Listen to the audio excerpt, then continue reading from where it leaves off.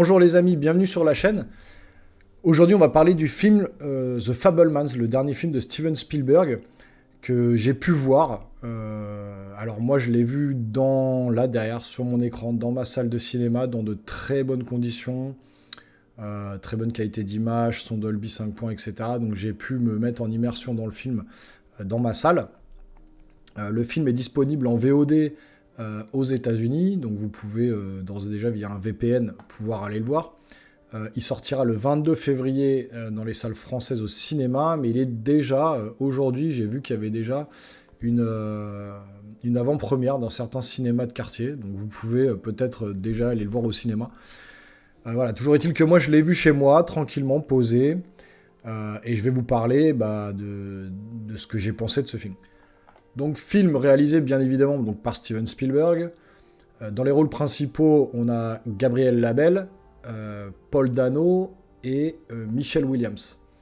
Donc Gabriel Labelle qui joue le rôle principal du film, donc qui joue le rôle de Samuel Fabelman. Paul Dano qui joue son père et Michelle Williams qui joue sa mère. Donc la famille Fabelmans avec trois sœurs qu'il a dans le film. Qui n'ont pas une grosse place, une place importante. Les trois rôles principaux, c'est ceux que je viens de vous citer. Donc l'histoire, ça raconte quoi? C'est une histoire un peu semi-autobiographique et presque autobiographique de la jeunesse de Steven Spielberg jusqu'à son adolescence, voire son âge adulte. La passion qu'il développe pour le 7e art, la réalisation, le cinéma en général. Et voilà, comme je l'ai intitulé dans ma miniature, on rentre dans la tête de Steven Spielberg. Alors, il n'a pas appelé son film The Spielbergs, voilà, mais je pense que ça aurait pu. Après, je pense qu'il a un peu... Il y a des choses qui sont édulcorées, d'autres qui sont peut-être romancées dans sa vie. En tout cas, voilà, on est sur un film donc autobiographique.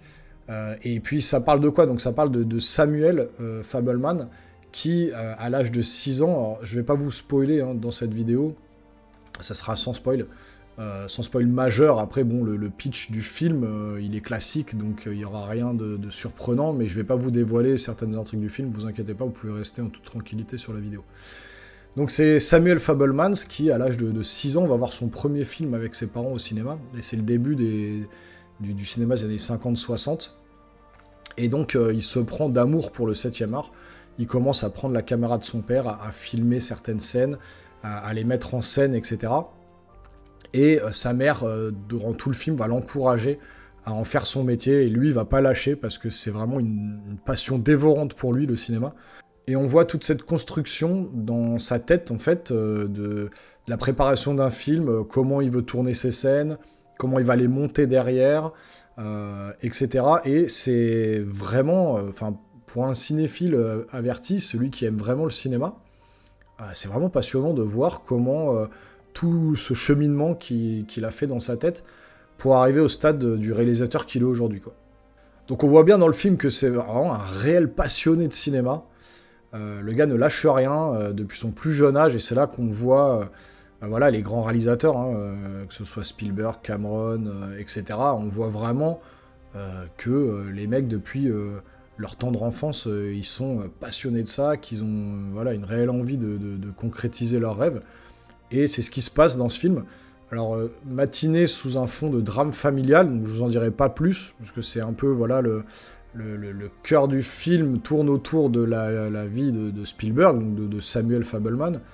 Samuel, qui est d'ailleurs le prénom hébraïque de Steven Spielberg. Donc, il y a un petit clin d'œil là-dessus aussi. Et voilà, c'est toute sa vie où il va déménager de maison en maison, changer d'endroit en permanence. Un côté un peu dramatique au niveau de la famille qui va se passer au sein du film, donc qui va vous garder un peu en haleine pendant ces 2h30, parce que le film dure 2h30 en tout. Et voilà, moi j'ai pas senti le temps, enfin j'ai pas vu le temps passer, j'ai pris du plaisir à voir ce film. Un film assez intimiste, bercé par la musique de John Williams. Donc John Williams qui revient encore une fois aux côtés de Steven Spielberg et qui va pas... C'est un de ses derniers films. Il fait celui-là, ensuite il fait Indiana Jones, et après il arrête sa carrière donc de chef d'orchestre. Donc ça sera plus lui après qu'on verra dans les prochains films. Enfin, en tout cas au niveau de la musique, ça sera plus John Williams. Mais en tout cas là il est encore présent. Donc voilà, on est bercé tout au long du film par cette musique, toujours impeccable, hein, il n'y a rien à dire sur John Williams. Et voilà, comme je vous dis, le film est assez intimiste. Ça plaira pas à tout le monde parce que voilà, on sait que Steven Spielberg arrive à faire des grands écarts dans ses films. Il peut très bien faire du Ready Player One comme La Liste de Schindler. Donc vraiment, il est aux opposés de ses films à chaque fois, du gros film blockbuster science-fiction à un film vraiment plus intimiste, plus poignant, plus dramatique. On n'est pas au niveau d'un film comme La Liste de Schindler, hein, dans ce film-là, The Fabelmans, mais voilà, on n'est pas du tout sur du film à gros effets spéciaux. D'ailleurs, la réalisation, voilà, clairement, c'est la patte de Spielberg, on le voit tout de suite, hein, c'est filmé comme Steven Spielberg, mais il n'y a pas d'effets spéciaux à outrance, il n'y en a quasiment pas d'ailleurs, hein. Enfin, je veux dire, c'est filmé en practical avec voilà, des décors naturels, des costumes, voilà, on se retrouve vraiment dans les années 50, 60, c'est vraiment bien fait de ce côté-là, la réalisation, elle est au top de ce côté-là. La photographie, elle est sublime, franchement, voilà, il y a une très belle photographie du film, mais ça reste quand même assez classique en termes de réalisation. On n'est pas, voilà, on se rend bien compte que c'est du Spielberg, mais on n'est pas sur, voilà, sur du Ready Player One ou du Il faut sauver le soldat Ryan, par exemple, on n'est pas du tout dans ce registre-là. Voilà, il faut vraiment savoir que ça plaira pas à tout le monde. Ceux qui vont aller au cinéma, si vous êtes des amoureux de cinéma, comme moi, que vous pouvez passer d'un extrême à l'autre en termes de cinéma. J'ai vu par exemple récemment un film japonais sous-titré, donc en VO sous-titré, un vaudeville, donc un vaudeville japonais maté de science-fiction, tourné le tout à l'iPhone. Voilà, moi je peux passer de ce genre de film-là qui dure 1h10, un film complètement qui est passé à la trappe que personne n'a vu, à des films comme voilà, Ready Player One ou les films de Marvel. Donc moi je suis vraiment ouvert à tout style de cinéma. Mais ce film-là va pas, voilà, si vous êtes plus des fans hardcore de cinéma pur pour voir des films d'action ou d'aventure ou machin, passez votre chemin. Là c'est vraiment le côté, voilà, on rentre dans la tête de Steven Spielberg, on voit son cheminement, on voit comment il est devenu réalisateur. Après, moi, ça m'a vraiment, ça m'a passionné, j'ai vraiment trouvé ça super intéressant, le fait de monter ces films, parce qu'il faut savoir qu'aujourd'hui, en 2023, on monte ces films avec des ordinateurs, on a 35 personnes derrière qui sont derrière les ordi à monter les films, mais là, dans le film, on voit vraiment comment Spielberg, il prend ces bandes de 8 mm ou de 16 mm qui peuvent filmer maximum 2-3 minutes de film, qui va monter dans sa chambre avec une machine qui va couper, il va coller les bandes dans sa chambre, etc., avant de les monter. Enfin, on voit vraiment que le mec, voilà, il a mis toute son âme dans ses films à ses débuts, et même encore maintenant, on le ressent qu'il met toute son âme dans ses films. On sent que c'est un réel passionné de cinéma. Mais voilà, pour ceux qui vont aller au cinéma, je vous le dis, ça plaira pas forcément à tout le monde. Le film va diviser. Et puis en plus, j'ai un petit peu peur que ce film fasse un bide. Pourquoi ? Parce qu'il est déjà disponible en VOD. Il est disponible, on peut le trouver sur Internet. On peut déjà aller le voir en avant-première. Donc, passer après du James Cameron avec son Avatar 2, même s'il divise peut-être aussi pour moi, mais bon, il passe après un blockbuster comme celui-là.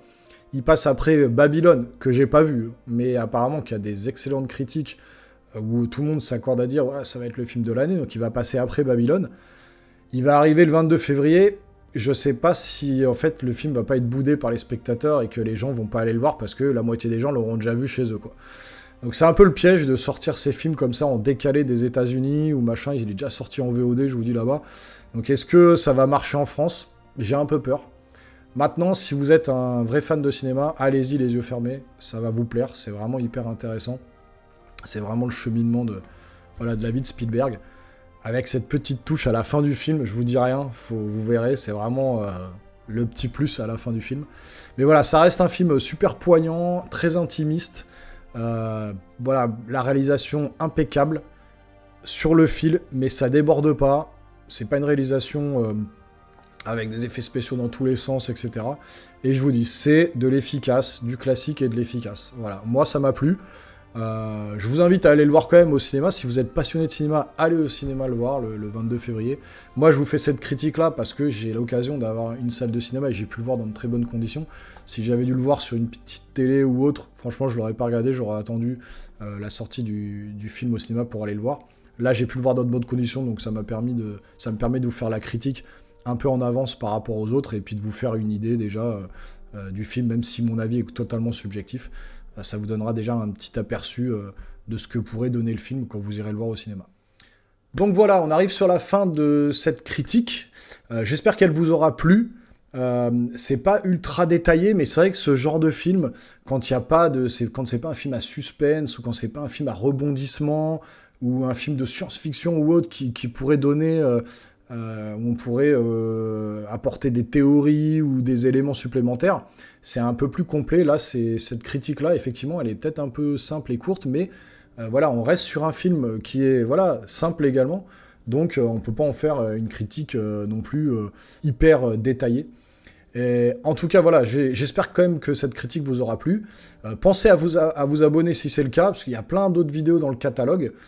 Vous verrez d'ailleurs, il y a 2 vidéos sur justement les films de Steven Spielberg de 1975, des Dents de la Mer, jusqu'à 2022, jusqu'à la sortie de Fabelmans. Donc ça vous permettra de voir toute sa filmographie qui est ultra vaste et ultra impressionnante, avec des Golden Globes et des Oscars à plus savoir qu'en faire. Donc allez voir ces vidéos, c'est assez intéressant. Likez la vidéo si elle vous a plu. Votre plus gros pouce en l'air, ça aide concrètement la chaîne, c'est vraiment important. Laissez-moi des commentaires également, si vous avez vu le film, si vous pensez aller le voir, je serai ravi d'en discuter avec vous. Et puis sur ce, nous on se revoit très rapidement sur une nouvelle vidéo. Portez-vous bien les geeks, ciao ciao.